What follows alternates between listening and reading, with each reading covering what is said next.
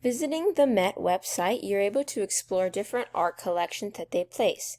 Within the website, you're able to pick whichever collection draws your eye. Then you can explore the different specific art pieces. For the purpose of this assignment, I chose this painting, Madonna and the Child. I'm able to read about what this painting is. I can see the different versions of it within.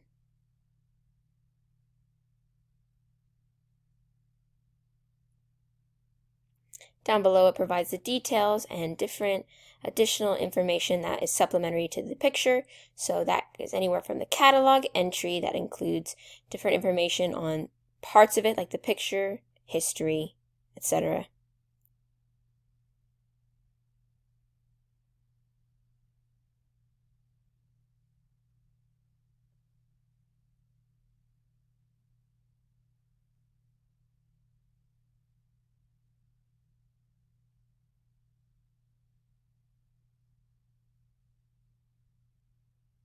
Below it'll bring you to other pictures that you could click on and further what you have seen.